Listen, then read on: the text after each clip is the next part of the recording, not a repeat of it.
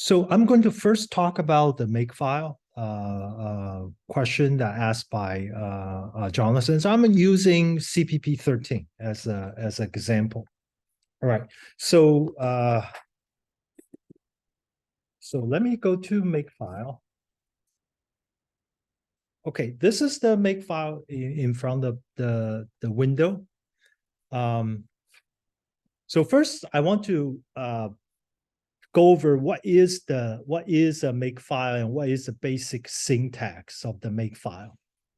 So Makefile, I have, let me start. I have something called macro.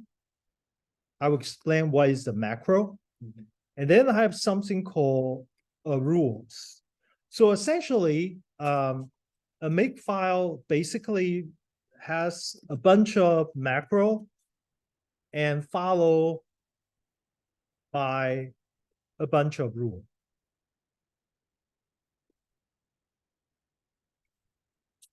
Okay, so first I will talk about what is a rule.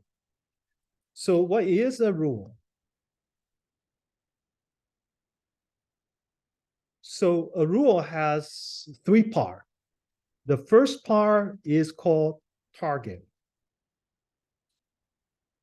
And then separate by a column, and then separate by something we call it a tab. Okay, tab is a tab key, which is important for Makefile to be parsed correctly. And then what we call, then follow that is called dependency.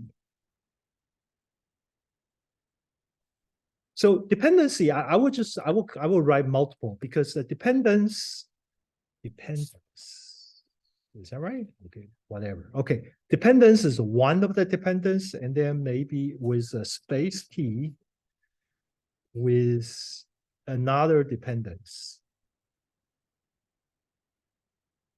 And then you might have multiple dependence. This is the first line of a rule, which is target, column, and then with dependency. And then the second line will start it with a tab key. Tab key, and then with what I call a command line.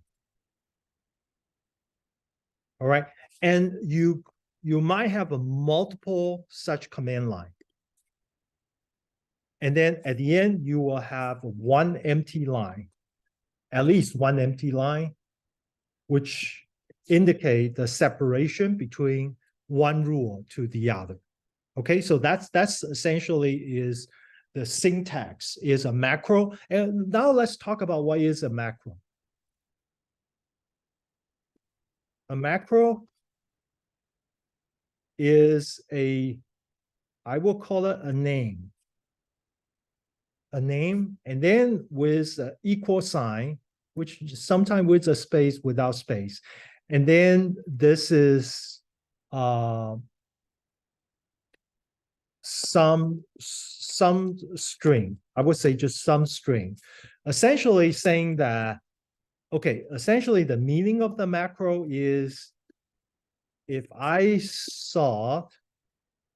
Makefile, the make program saw a $ parenthesis name, okay, then it will replace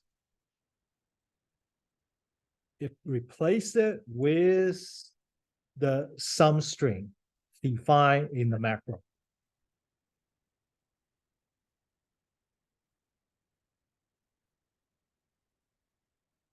Okay, so that's the rule. So the macro is essentially just a label swapping, not label swapping. It's just replacing a long string into some label, which we call a name. And then when you want to use a name, that means this is typically in the rule. If you saw $ this in rule or another macro, you will replace it, okay, with this. This is called a macro. Okay. Any question? Let me give you an example about macro. For example, this line CC equal to G++ minus STD equal to C++ 14. This is a macro. So the name is what? CC. And the sum string is G++.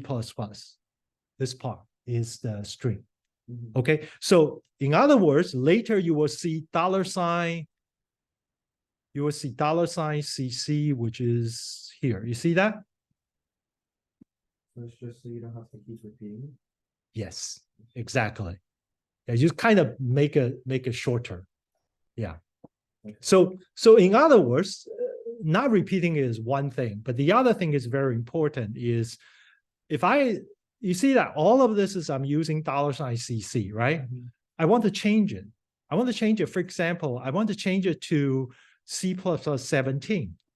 Then I just need to change the macro to 17, right? Yeah. Because otherwise I will modify like 20 lines down there. So macro is really helpful if I want to change in one place.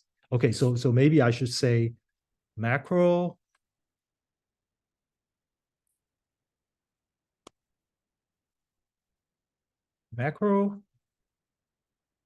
is useful because I only need to, I should say the programmer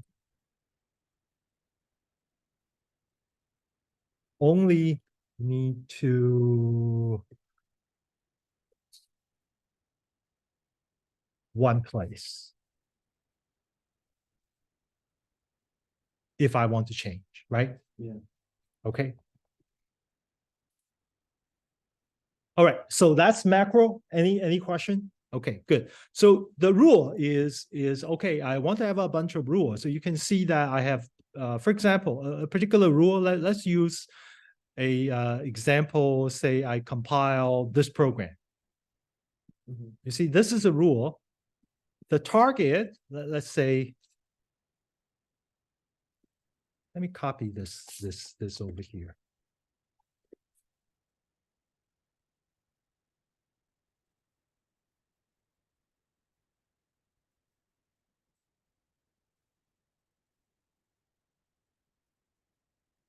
So the target is ecs36b JSON.o. All right. So then the dependency, I have a multiple dependency. The dependency number one is ecs36b JSON.cpp. So what does the dependency really mean? Dependency really is doing is that I want to compare the timestamp of the last modification. Okay, the first concept, the timestamps of the last modification of this two files. What is this two file? File number one is the target, which is ecs36b JSON.o. And then the other file is what I call ecs36b JSON.cpp. Okay, so they have two timestamps about when they last modified. Assuming I do this, okay, assuming I do this, this is actually the timestamp of ecs36b JSON is January 1st, 2023. And ecs36b JSON.cpp is December 31st, 2022. Okay, assuming that's the timestamp, the last time you modify.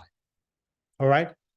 Let me ask a question to everybody here.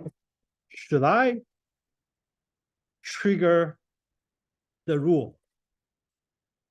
Which should I trigger the rule means to compile ecs36b JSON.cpp to generate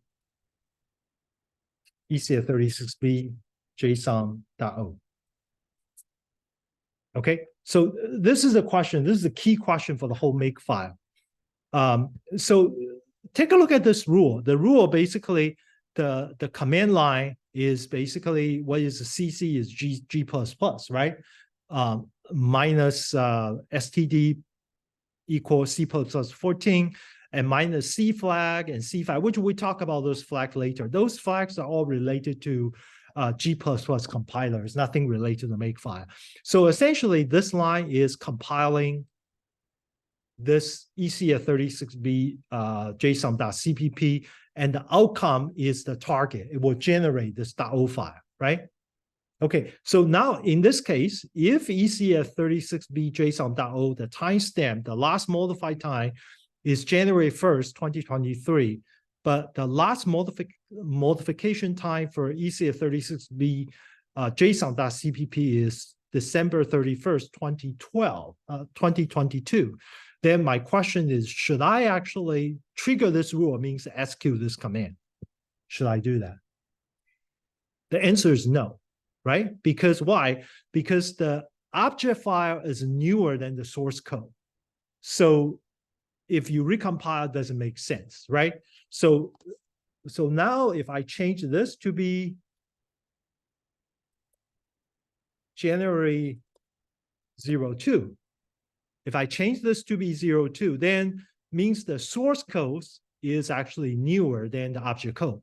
Then the answer is yes, right? So essentially what Makefile is doing is following the rule to check the timestamp to decide which file need to be recompiled, which file will not need to be recompiled. Because if this small project only have 20 file, then you didn't save much. But some of the project, for example, you want to compile operating system kernel, you might have about at least 50,000 files to compile. And therefore, if you recompile everything, it took 3 hours to finish. But if you only need to compile one file, maybe this within a minute, you can get it done. So it's really to checking the timestamp and then decide which file need to be recompiled, which file will not. Okay, so let me actually go through this one. But this one is just dependency number 1. So now we have a dependency number 2, right? Dependency number 2 plus, and which is related to a macro. You see that now I have a macro $INC, right? So what is a $INC? $INC is defined here, right? Like this. So this means that the dependency number 2 is what? Is essentially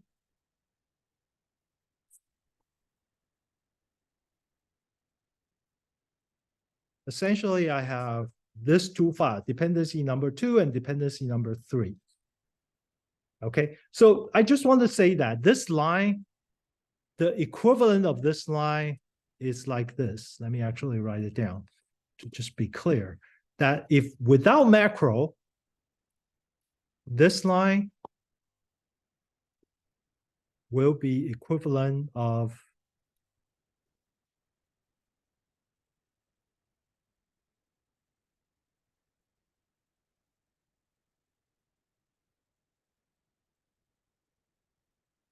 like this, okay? So it's the equivalent. So essentially, if any of those 3 dependency file,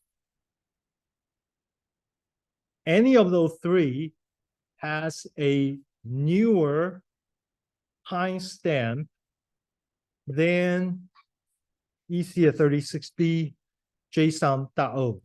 If any of this, then we need to compile.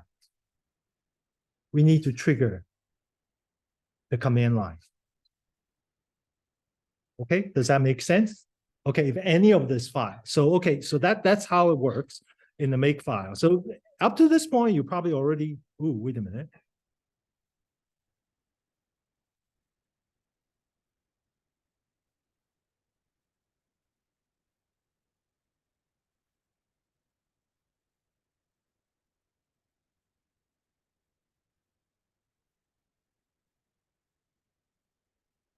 Why it says it was locked by something else?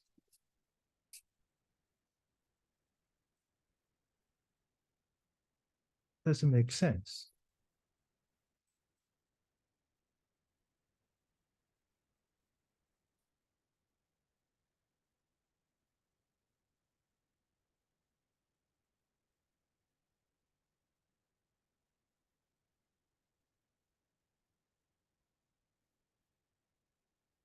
Huh.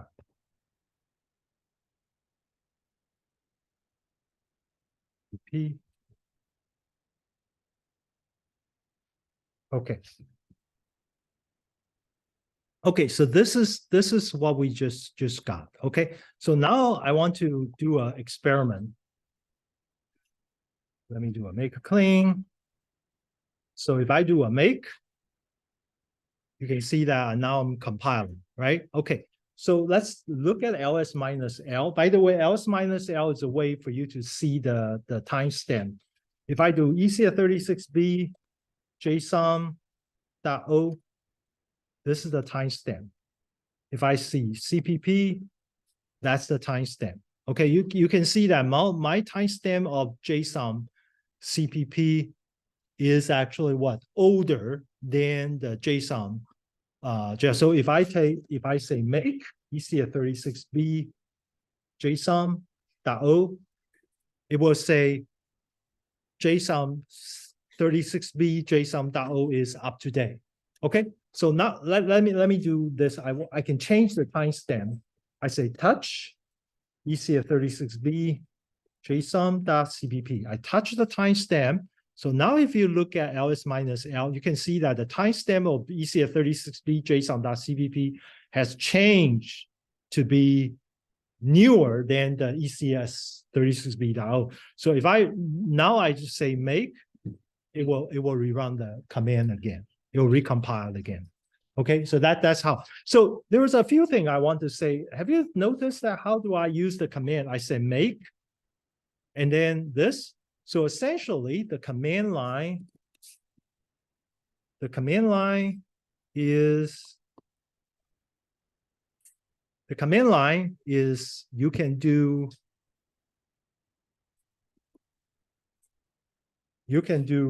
in the command line, you can just say make target, whatever target it is. Okay, if you say make target, it will basically search for the target name and then file that rule. Okay, and check the dependency and file that rule. Or you can say, just say make. If you say make, then essentially it will file the first rule. If you just say make, it will try to file the first rule. Fire the first rule. All right. All right. So let's see what's happening. Okay. Let me now go back to the Makefile and then just go through every single line. So whenever I started with a pound sign, it was just a comment. Okay. So don't worry about that. And then you can see there's two macro over here, CC and C flag. And this one I comment out, you don't have to worry about that. And then I have another macro called LD flag. It's just have a bunch of things. And then about three more macro. Okay, so you see the first rule is all. Okay, the first rule, it doesn't matter. You don't have to call it all. You can call it fall. That's fine. Okay, if you call it fall, it will make clean and make. It will still execute the whole thing. Okay, because that's the first rule. Okay. So, but typically we call a make all. We usually call, this is just a tradition, convention that the first rule is all. And what's all, you can see that this rule doesn't have any, it doesn't have any triggering. It doesn't have any command. All it has a dependency. And all doesn't have the timestamp. That means the dependency also, they look for existence. If you don't have any timestamp, I will look for whether this is existing or not. So at this moment, you're going to trigger three more rules. So mobility server, mobility send, and mobility dump. So now let's go back to mobility server. Mobility server is here, right? that is going to trigger this rule called mobility server. And mobility server is depending on this three rule, mobility server.o or ECF36.o, and then the object is a trigger. So mobility server, then you're going to trigger mobility server.o. You're going to go here. Where's the mobility server.o? Is here. See, mobility server.o, depending on mobility server.cpp, mobility server.h, and INCCL and INC, and then it will trigger to generate that. So you can see that it's a chain reaction. When you say, oh, you compile this. So if you write your Makefile correctly, then it will automatically trigger the line that need to be compiled. Okay, so does that help you to understand how the Makefile? So I think I will stop here, and but this you can use this knowledge to understand what's going on in the Makefile. Okay. And C flags is just like general flags that are used within. Right. So C flag is important. C flag, I put a -G flag. So what is -G? By the way, G++ and GCC compiler has a lots of flag you can use. I only use -G, and some of them put -WALL, wall, means warning. They give all the warning.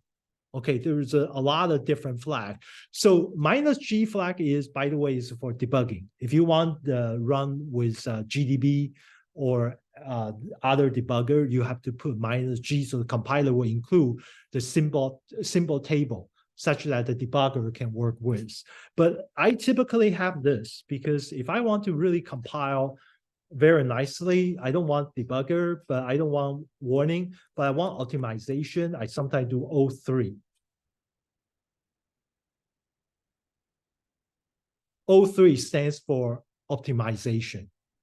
So you can put if you want to debug, you use this line, but when you want to do product, you want to optimize the compiler, you put a -O3. Okay, so you see, again, I don't have to change everywhere, just change the macro. What about LD flags? Like what is LJSON CPP? Is that library? Okay. Yeah, all the library you want to link together. I see, okay. So if I want to write the whole thing, it will be a lot of things to write. So I just put an LD flag, LD for linking flag. So I just put everything here. Yeah. Okay. So this is specifically for development.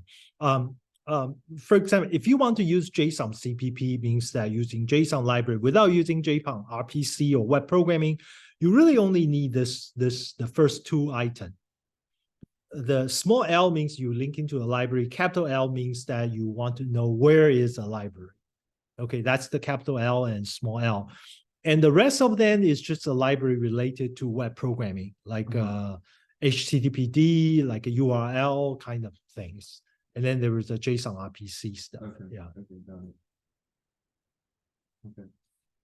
All right, thank you. You're welcome. Any question from Yuren or Ruben?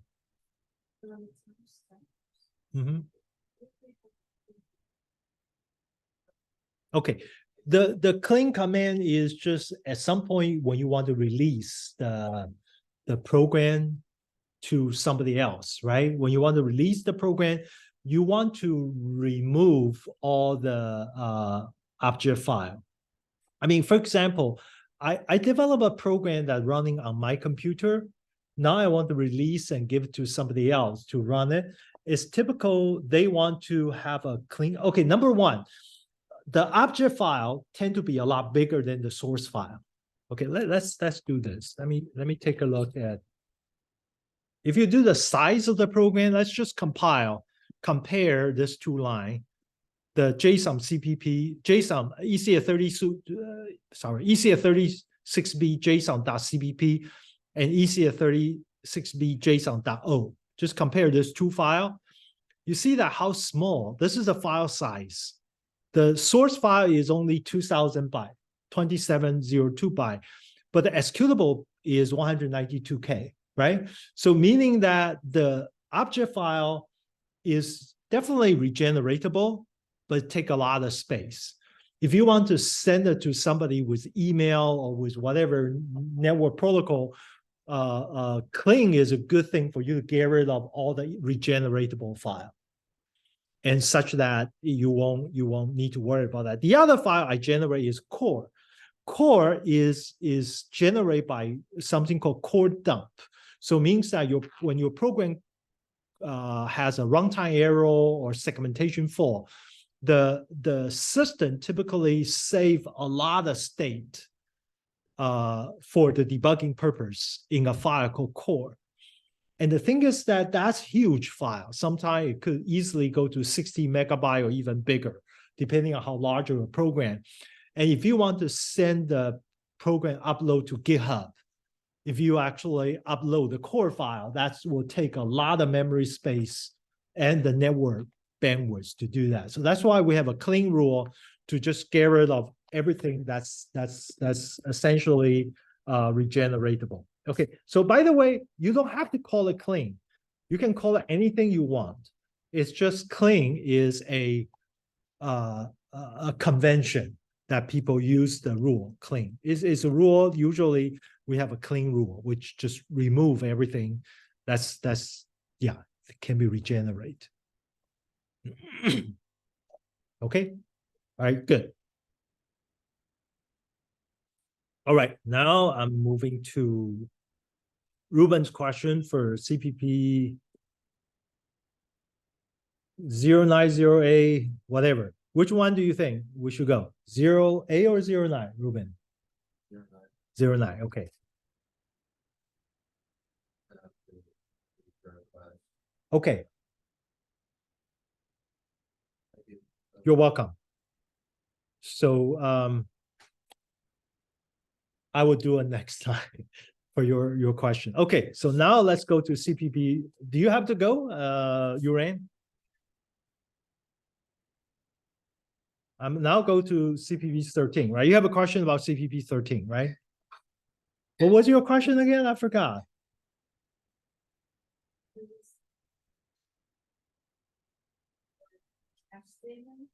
Uh-huh.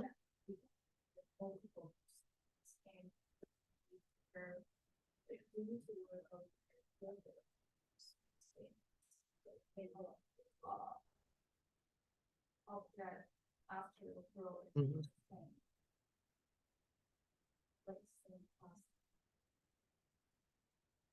That's a good question. I don't know, but I'm going to try it. Okay, so let's take a look at this example.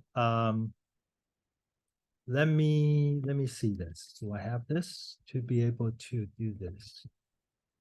Yeah, I will use this example. Okay, I feel the question you asked is really good. I like the question, so I'm going to. What was this? Was it a ballot test? Okay, let me use this as an example. Okay, so the question from Uran is this the way to pronounce your name? Y-U-R-A-N? Y-O-U-R-A-N? Okay, Uran. Okay, so the question from Uran is the order of the catch clause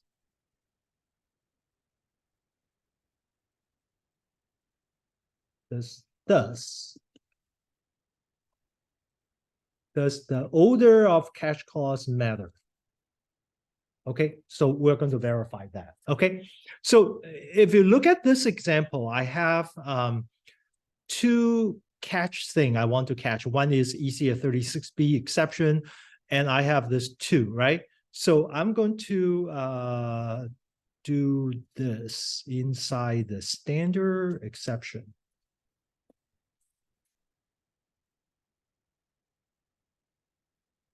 Okay, so I have a two catch clause. So right now I put ecs36b exception first, then the STD exception. By the way, this is the same as saying STD exception. Okay, these are the same thing.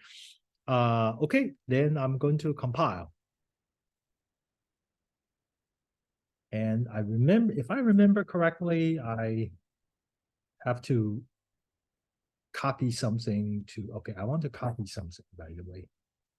Emacs minus NW Makefile. I have to copy this part. I have to copy this part. Okay. So G++ minus std is equal to C++ 14 and that alloc 2.cpp, and then I'm going to include this part. No, it's not going to work this way. So wait a minute, I want to get rid of this. Ah, it works. Okay, fine. Okay, so I compile this program. If I run it, data out. Right now, oh, there's nothing generated? Serious? Did I make a mistake? Let me actually check one thing.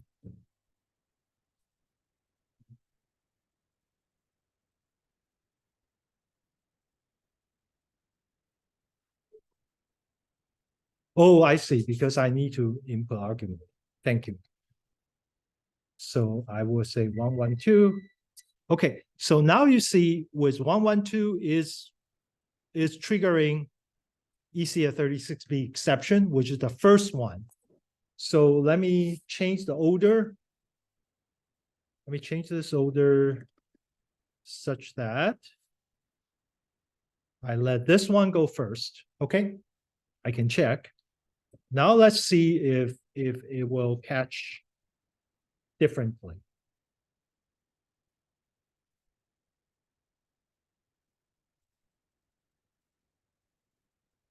Ah, you see it has a warning.